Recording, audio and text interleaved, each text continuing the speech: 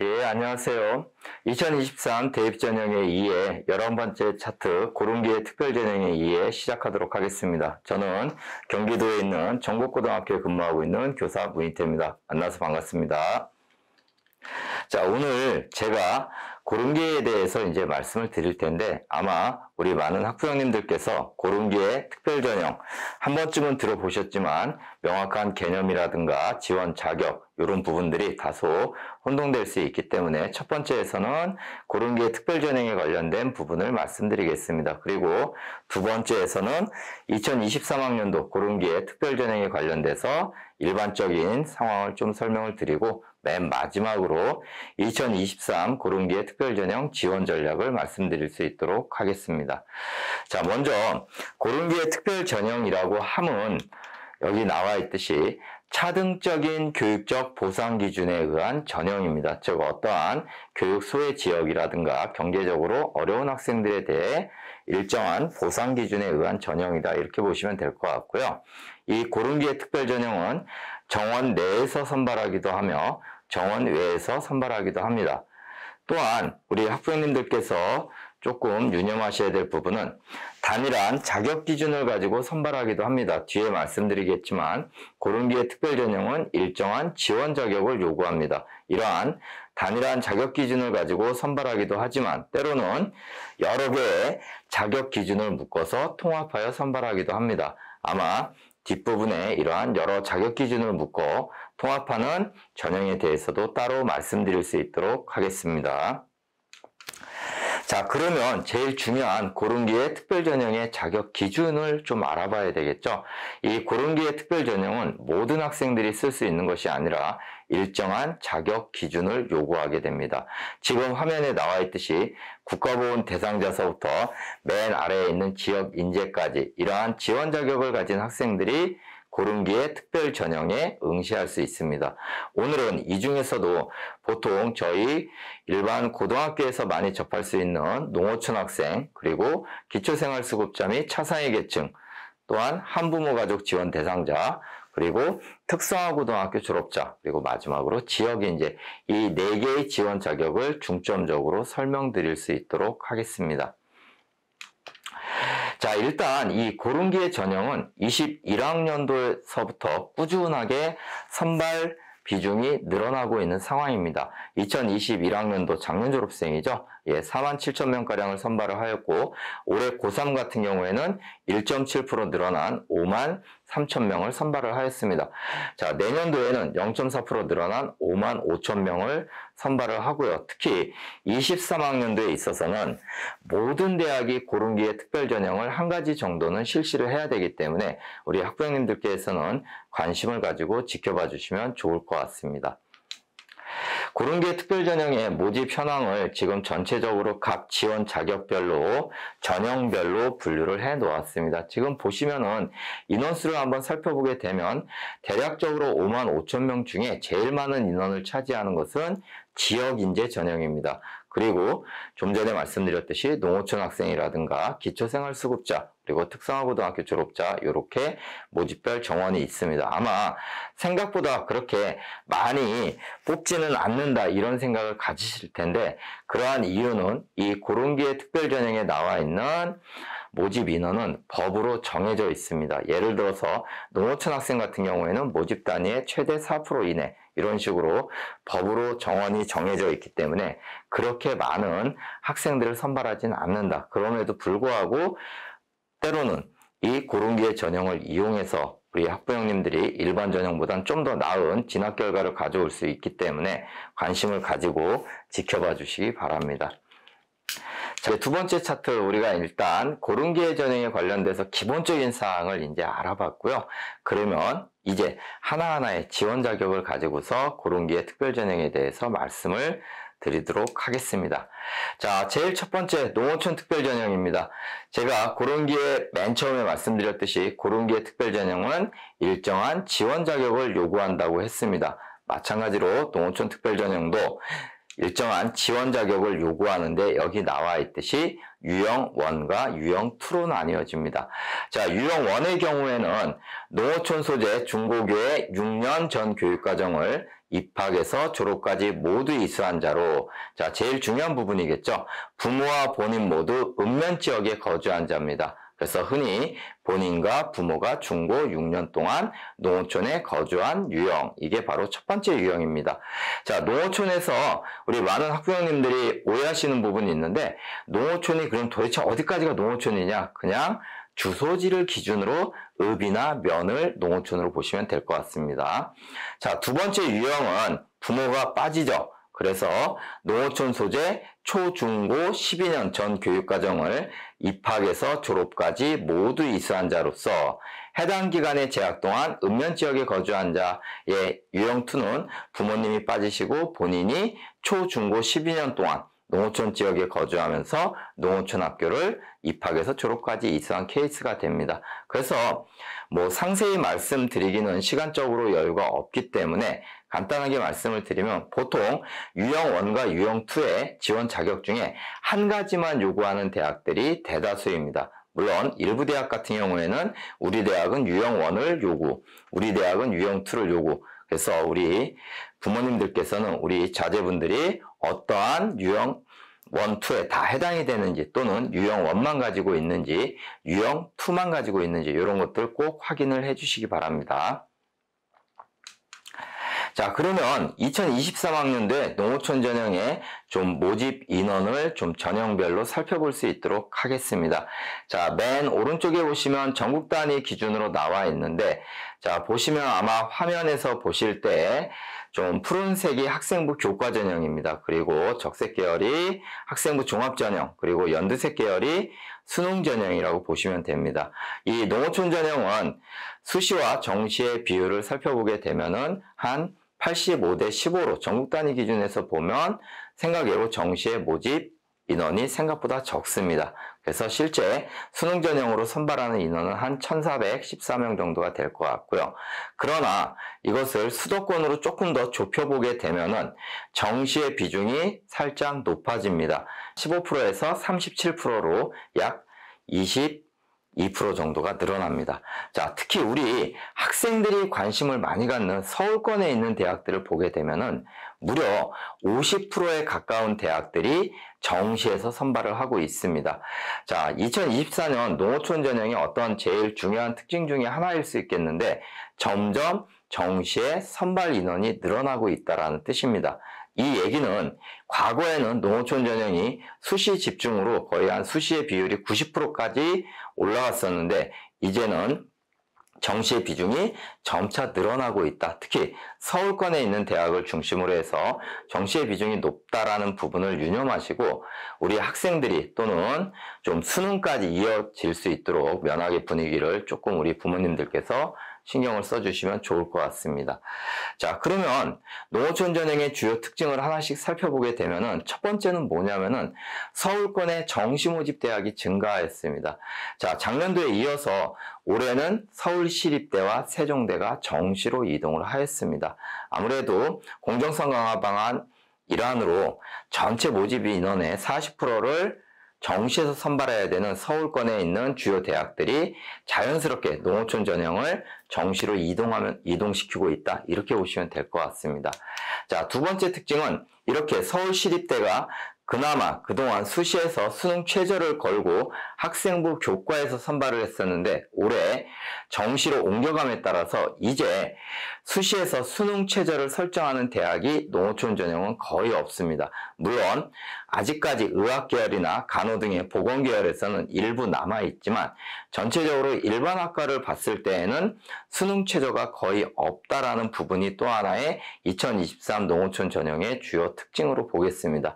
자, 이 부분은 조금 농어촌 전형을 준비하는 우리 친구들에게는 양날의 칼로 작용할 것 같습니다. 왜냐하면은 수능 최저가 없다 보니까 수능에 대한 준비를 거의 안 하고서 출발을 한다라는 거죠. 근데 좀 전에 말씀드렸듯이 서울권에 있는 대학들은 약 50% 가까이 이제는 정시까지 넘어가 있는 상황.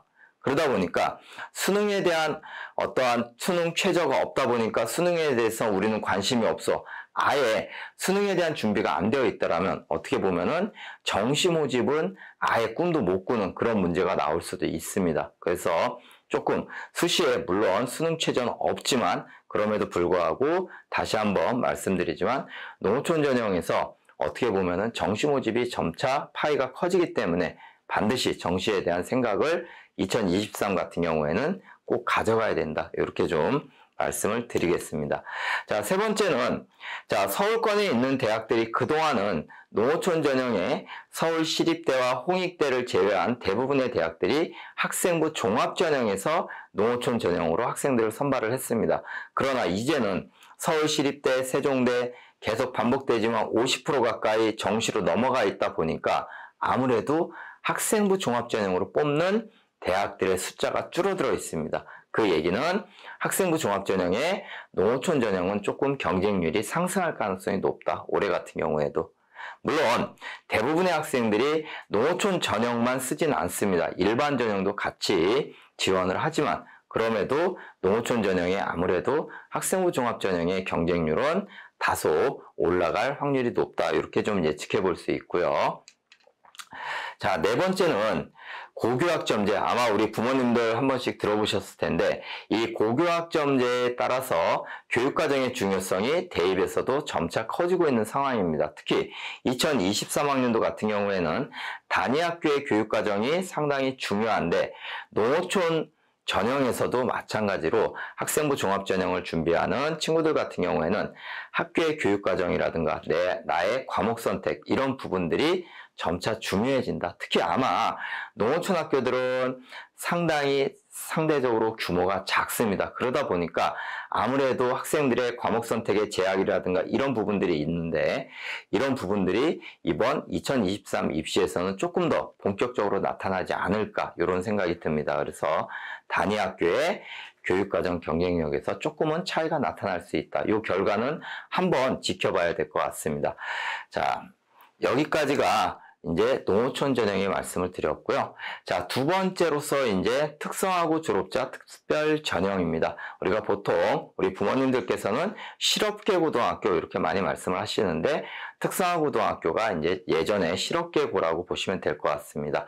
자, 전형의 이름에 맞게 이 특성화고 졸업자 특별 전형은 누구만 쓸 수 있느냐? 예, 특성화 고등학교를 졸업한 학생들만 쓸 수 있습니다. 그래서 특성화고 졸업자의 특별전형 지원 자격을 살펴보면 자, 첫 번째, 특성화 고등학교 졸업 예정자로서 고등학교에서 이수한 학과와 대학 지원 모집 단위 학과가 동일 계열인 자. 다음 두 번째, 특성화 고등학교에서 이수한 교과목이 해당 모집 단위와 관련된 해당 모집 단위는 대학의 지원 학과를 의미합니다.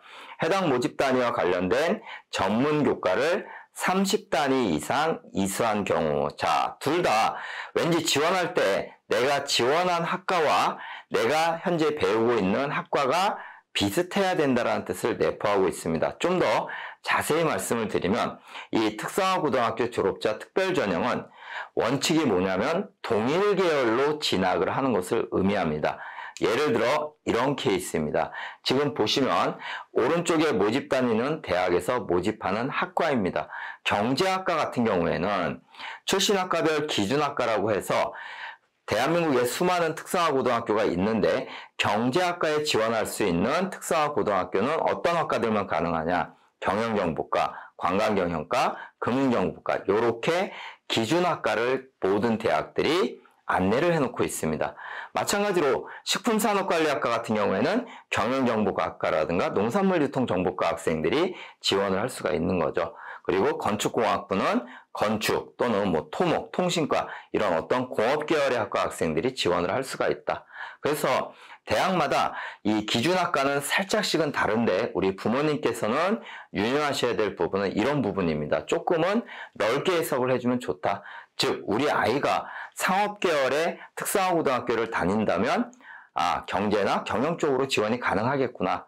우리 아이가 공업 계열의 특성화 고등학교를 다닌다면 공과 계열의 학과를 지원이 가능하겠구나. 그래서 반드시 우리 아이가 다니는 학교에 기준학과를 대학에다 뭘로 제공했는지를 반드시 선생님들한테 물어봐 주시기 바랍니다. 아마 특성화고등학교에 계시는 선생님들은 충분히 다 알고 계시는 내용입니다.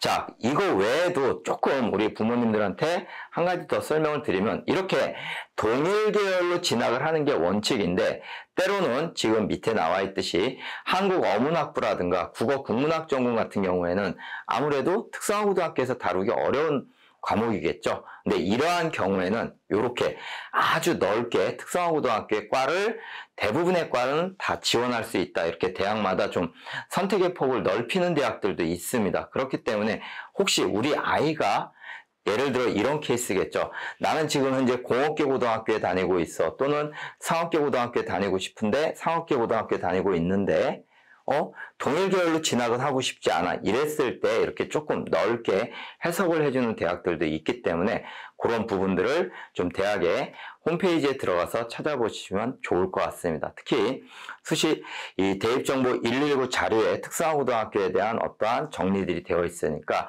그런 것들을 참고해가지고서 보다 구체적으로 준비를 해주시면 좋을 것 같습니다. 자, 여기까지가 특성화고등학교 이제 졸업자 특별전형에 대한 어떤 기준학과를 말씀드렸고요. 그러면 전형별로 특성화고등학교 졸업자 특별전형을 얼마나 뽑느냐 보면은 생각보다 그렇게 많이 뽑진 않습니다. 아까 말씀드렸듯이 각 지원 자격별로 법으로 몇 프로 선발하는 지원 자격의 기준이 정해져 있는데, 이 특성화고등학교 졸업자 전형 같은 경우에는 예전에 비해서 선발 인원이 많이 줄어들어 있는 상황입니다.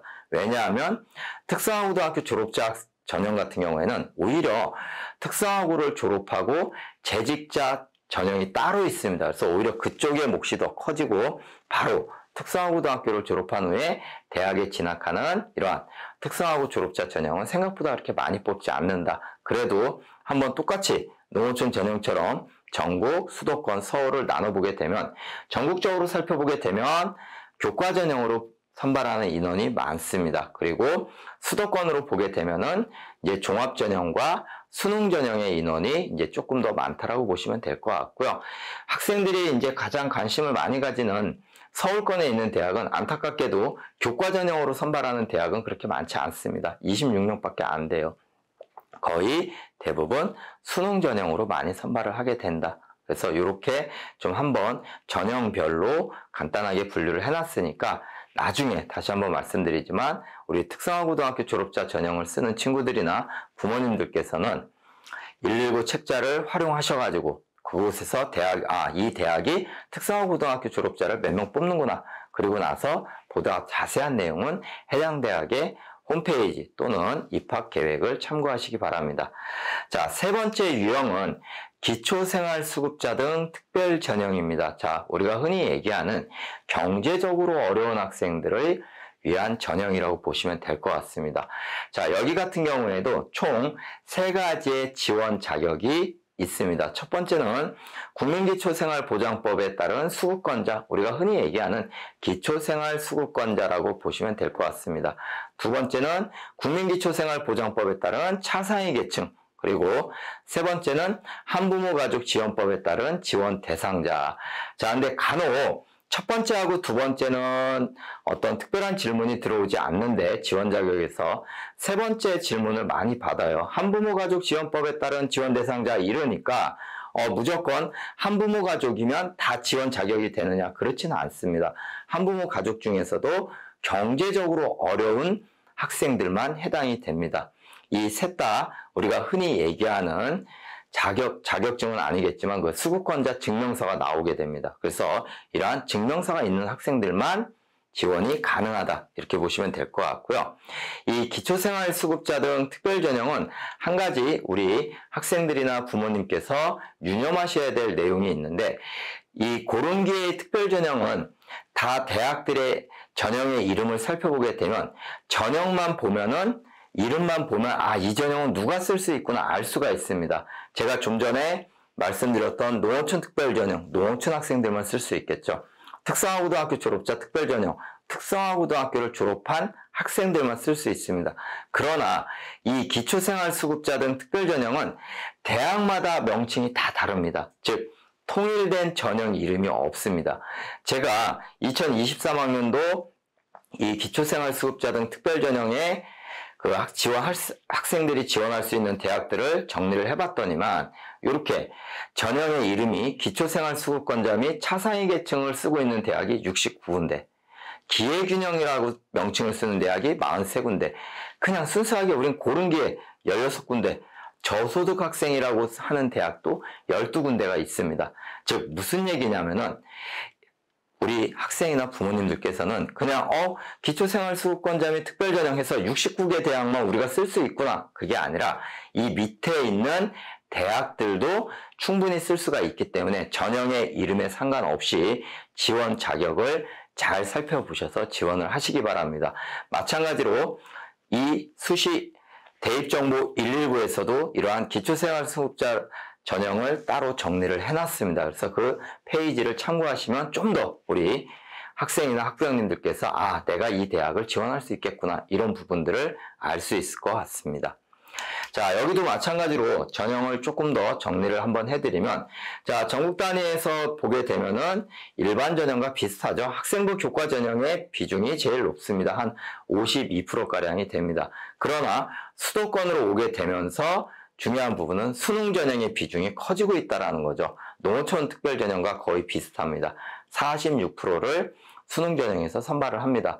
자, 서울권에 있는 대학들 같은 경우에는 한 42% 정도를 선발을 한다. 그래서 마찬가지로 이 기초생활수급자 등 특별 전형 같은 경우에도 농어촌 전형과 마찬가지로 정시에 대한 생각을 같이 가지고 가야 된다. 이렇게 좀 정리해서 말씀을 드릴 수 있을 것 같습니다.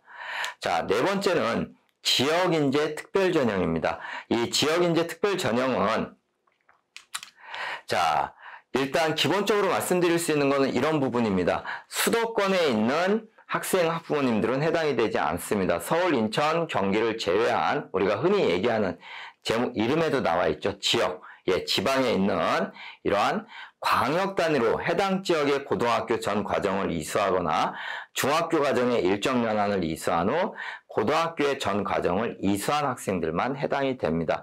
우리가 흔히 얘기하는 어떤 지역에 있는 고등학교, 대학을 나오는 이런 케이스를 의미하는 겁니다. 자, 이 지역인재 특별전형은 우리가 고른 기회 전형에서 가장 많은 인원을 선발을 합니다. 거의 50% 가까운 인원이 이 지역인재 특별전형인데, 특히 지방거점 국립대학을 중심으로 해서 많은 인원을 선발을 하고, 여기 나와 있는 의대라든가 치대, 한의대, 수의대도 마찬가지로 이렇게 지역인재 특별전형에서 선발을 하기 때문에 지역에 거주하는 학생들 같은 경우에는 오히려 일반 전형보다는 이러한 지역인재 특별전형을 통해서 좀 대학을 업그레이드하는 것도 아주 하나의 좋은 방법일 것 같습니다. 자, 이 지역인재 특별전형은 2022학년도 대비 452명의 인원이 증가되어 있는 상태입니다. 자, 그러면 여기도 마찬가지로 좀 지역별로 살펴보면 아까 말씀드렸듯이 농어촌 특성화 살짝 다르죠. 서울과 수도권이 빠져있죠. 왜냐하면은 좀 전에 말씀드렸듯이 수도권은 해당이 되지 않습니다. 그래서 전국 단위 기준에서만 보게 되면은 수시의 비중이 압도적으로 높고요. 특히 수시에서도 학생부 교과 전형의 비중이 가장 높습니다. 거의 한 72%가량이 되고요. 종합전형으로 26%. 그 다음에 정시에 대한 비중은 거의 없습니다. 한 2% 정도밖에 해당되지 않기 때문에 이 지역인재 같은 경우에는 좀 수시에 집중되어 있는 전형이다. 이렇게 좀 생각을 하시면 될 것 같고요. 아마 이 지역인재는 각 지역별로 뽑는 대학들도 다르고 그렇기 때문에 아마 충분히 그 해당 지역에서 해당 교육청이라든가 이런 곳에서 별도의 강의가 있을 걸로 알고 있습니다. 그래서 어떠한 이러한 지역인재 특별전형은 그러한 강의를 좀 더 들어봐 주시면 조금 더 좋을 것 같습니다. 오늘은 그냥 제가 개괄적인 상황에서만 말씀을 드리겠습니다. 자, 또 하나 이 지역인재 특별전형에서 또 하나 우리 학부형님들이 많이 혼동하시는 게 지역균형이 2022학년도서부터 전형이 생겼습니다. 지역균형 전형은 수도권에 있는 전형입니다. 그래서 다시 한번 정리해드리면 수도권에서 학생부 교과 전형을 통해서 학생을 선발하는 경우에는 지역균형 전형이라는 명칭을 쓰고요. 수도권 이외에 종합전형이나 교과전형으로 학생을 선발할 경우에는 지역인재전형이라는 명칭을 쓴다. 이것도 좀 구별을 해두시면 좋을 것 같습니다. 자, 마지막으로 이제 고른기회 통합 특별전형입니다. 제가 서두에 이런 말씀을 드렸죠. 이 고른기회 전형은 단일 자격 기준으로 선발을 한다. 예, 제가 좀 전에 지역 인재 전형까지는 단일 자격 기준이었어요. 농어촌 학생은 농어촌, 특성화는 특성화.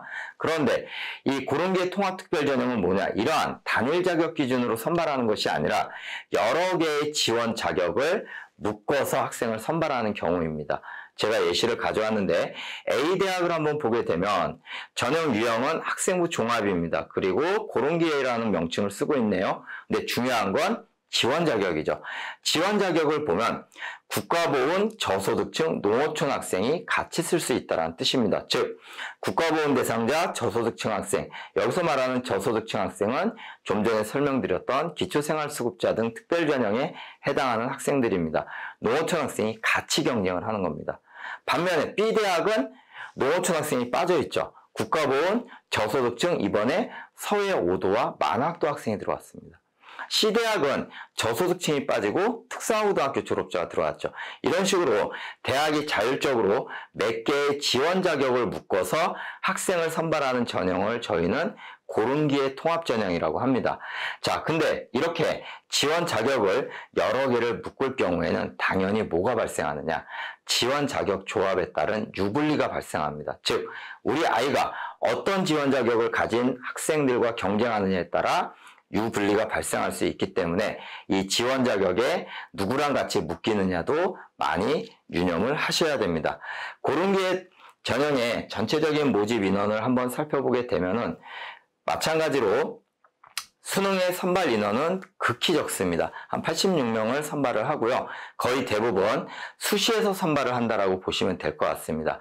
그리고 또 하나, 수시에서 선발을 하는데 전국 단위에서도 가만히 보시면 교과 전형보다 종합 전형이 더 많다라는 게 특징입니다. 아무래도 여러 개의 지원 자격을 가진 학생들을 묶다 보니까 단일한 성적 기준을 산출하기가 어렵겠죠. 특성화고등학교 학생과 일반계 고등학교 학생들의 성적 체계가 다르기 때문에, 그래서 종합 전형으로 선발하는 대학들이 많다.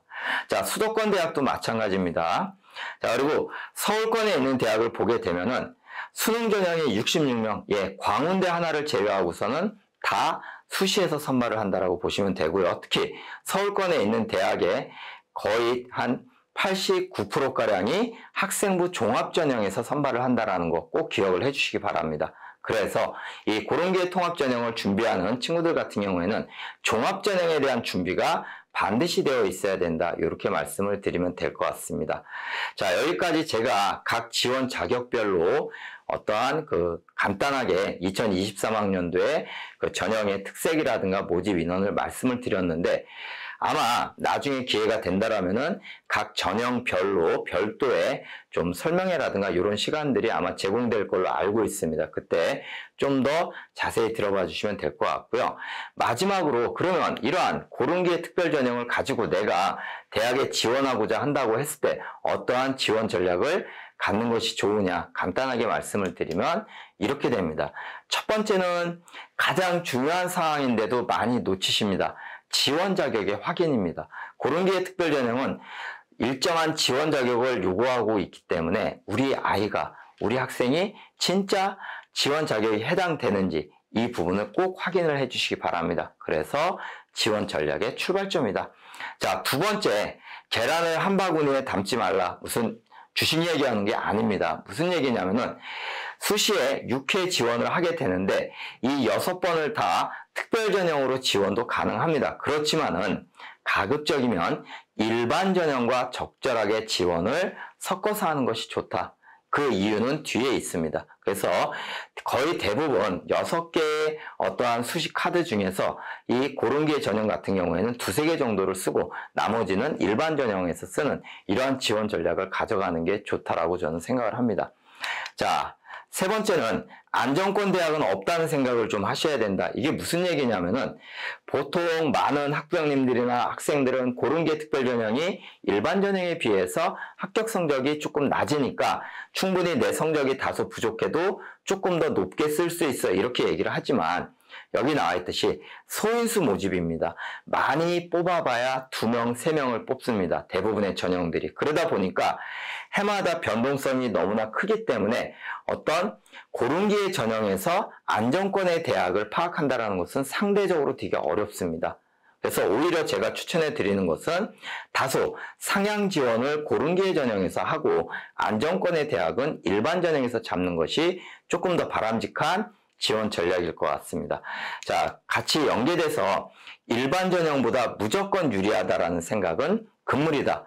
좀 전에 말씀드렸듯이 모집 인원이 얼마 되지 않기 때문에 때로는 고른기의 특별전형의 컷이 일반 전형보다 더 높을 수도 있습니다. 그렇기 때문에 무조건 고른기의 특별전형이 일반 전형보다는 유리하다. 이런 생각은 좀 버리시고 어떤 하나의 제가 생각했을 때는 이런 식입니다. 어떤 이 고른기의 지원 자격은 수시 6개의 카드 중에서 한 2-3장 정도를 내가 조커 형식으로 쓸 수 있는 다소 좀 모험을 할 수 있는 전형 이런 곳에 좀 쓰는 게 좀 더 유리하지 않을까 이렇게 생각을 합니다. 자, 여기까지 제가 고른기의 2023학년도 특별전형에 대해서 전체적으로 말씀을 드렸고 다시 한번 말씀드리지만 각 지원 자격별로 이 특별전형에 대해서는 별도의 여러 어떤 입시 채널이라든가 이런 것들을 통해서 특히 우리 뭐 어디가 TV도 마찬가지고요. 자세한 안내가 나가 있으니까 오늘은 대략적인 이런 식으로 운영이 되는구나 이 정도까지만 파악하시면 될 것 같습니다. 자, 이상 2023학년도 고른기의 특별전형에 대한 지원 전략 및 설명을 마칠 수 있도록 하겠습니다. 고맙습니다.